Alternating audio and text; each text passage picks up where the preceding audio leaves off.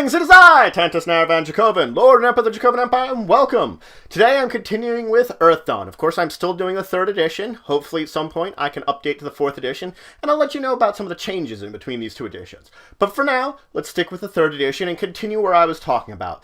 Let's talk about legends, or the idea of something being legendary, because it's a very important part of EARTHDAWN.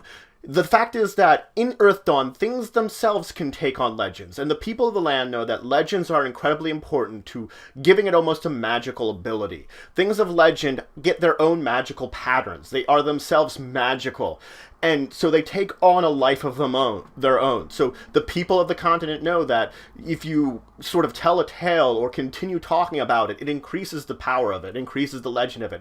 So even those most famous and important stories, people will recognize that the story itself is adding to the legend of the item more than just the item itself. So some of the most legendary items and places will have these incredible tales about them that weave in the magic of not only themselves, but of the story. So moving on from talking about legends, let's talk about horrors. So horrors themselves are creatures of magic, and the thing is, with the way that magic ebbs and flows, when magic was becoming more and more prevalent until it would reach that crescendo, that is when horrors began to show up, until they could routinely breach the separation between their world and the EARTHDAWN world and began to sort of flow in as much as they wanted. And that became the time known as the Scourge. And it was the Scourge in which nations and cities just fell to the horrors, that they just destroyed everything. There was even some peoples that turned to dark magic in order to try to protect themselves, but they became little better than what they kind of feared. They effectively changed themselves into things closer to horrors in order to protect themselves. It just wasn't great. And this continued for so long until, of course, magic began to wane back from its maximum ebb, and horrors became less prevalent. And they aren't gone, though. They aren't. Their powers have diminished, and it's harder for them to enter into our world or to stay in our world, but they're still there. Horrors are still hidden in those niches and dark places in the world, and a lot of civilized people still recognize that. Most people know that horrors are still a threat out there, that they're not gone for good, that they can still show up if you're not careful, and so that's why they build powerful defenses and still build their cities in ways that make sure they can help defend against them, and why heroes, people that are trying to become legends, they're the ones that brave themselves out into these unknown wilds of the lands that have been abandoned for centuries from people. So when we talk about horrors, though, we have to talk about taint and corruption.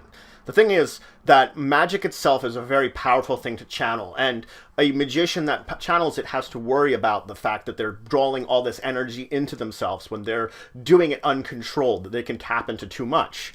The problem with the horrors is they not only corrupted the land and the magic around them. So the effects of the horrors around the land, it created a taint in everything, a corruption that corrupted both the magic and of course the land. But when we're talking on the magic side, it became dangerous. And you think the Scourge went on for hundreds of years where the horrors just went across the land doing whatever they wanted. And so many areas became tainted by their corruption.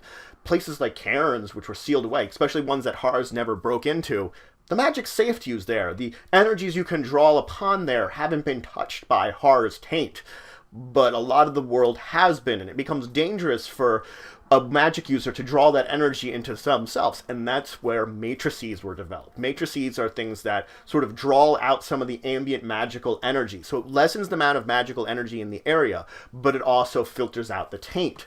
So those magicians that are using matrices, they're safe from the taint. They're effectively filtering a good chunk of it out and not have to worry about it as much, but they can't use as much power for their magic. So magical power has diminished overall across all the people. You could still choose not to use a matrice and draw in the raw magical energies, but of course then you have to worry about possibilities being tainted by whatever horror left over in the magical energies of that area. Because again, hundreds of years, horrors are probably going to have been in a lot of these areas that you're going to be exploring. So it's this strange risk of not only bringing in all that extra energy and trying to channel it, but having to worry about the taint of the horrors that have been in that area, which oftentimes doing this, yes, you could create powerful magical effects, but it oftentimes could spell the doom for whoever is using it. Now, horrors have, as I said, not only have effect on magic, but affect on physical creatures. If a horror has been sort of layering in an area, you will find that the area around it begins to change and corrupt. That, rocks become more jagged, creatures become more aggressive, plants become more alien, things change, things get horrible. You'll see the beings beginning to look more like the undead or constructs that horrors employ under their powers. That, this dark corruption of the horrors seeps out into everything, mutating and changing it. And this doesn't just affect any just normal living things. It can affect a named race too. If a member of a named race can get corrupted this way by a horror, and then can do things like it could open up a cairn to a horror or it could go on a murder spree just because the horror would enjoy these things. That it will do things more at its behest and for dark, sick purposes because it's almost maddened by this. Horrors can go a step further, though. They can etch their own pattern into things, sort of making it one with themselves, almost in a way, or making it their own, sort of staking a permanent claim on this. If they do this onto a naming race, then they're effectively, enslaved by the horror. They're effectively putting their magical pattern over this person. So we move on from horrors and we begin to talk about the naming races. This is going to be an important section, and I'm not going to go over every detail of the races or everything about them. I'm just going to go a bit of general information about them, which I will start today. Now, all the races that are mentioned here, it mentions a little bit of information about them, what happened to them during the Scourge, a little bit of that history, about their general history. It will tell you their starting ability scores. It will also include the movement rate and the karma modifier and any kind of special abilities that race has. So you'll learn all this information about the race, getting an idea of where your attributes to start with, any other, what kind of movement you have, karma, and any kind of special abilities. And as I said, it gives you that sort of background and history of them. So let's start talking about these races. I'm only going to mention 2 today, and in the next episode I'm going to continue with them because there's a lot of races, and I've already gone over a lot today. Don't want to go too long. So 2 races I'm going to mention today are elves and dwarves. Dwarves prefer to live underground. They're the builders, the constructors. They're one of the main reasons behind the cairns. That's why dwarves are one of the more prevalent races left in the world right now, because they were already underground to begin with. They were already right below the surface in a place that gave them an advantage. And their special racial ability is, of course, heat sight. Now, moving on from dwarves, we will talk about elves just a little bit. Elves regale the beauty of nature and living things in natural order. So they're very much in tune with things like forests, woods, and natural places. And oftentimes that does separate themselves out from a lot of people.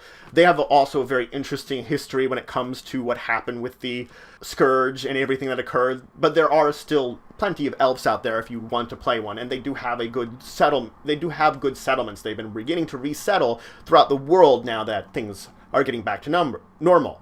Now, the racial ability that elves have is low light vision. So that's it for today. I've talked about, of course, the concepts of legend, horrors, and I began talking about the naming races with dwarves and elves. And the next time, I'm going to try to finish up talking about the naming races and move on to some other information in the book. So if you have any questions, comments, anything you want to say, anything you think I left out, please leave in the comments below. Please like, share, and subscribe. It shows you support the channel, the empire, and the work I do. And until the next time, I bid you farewell.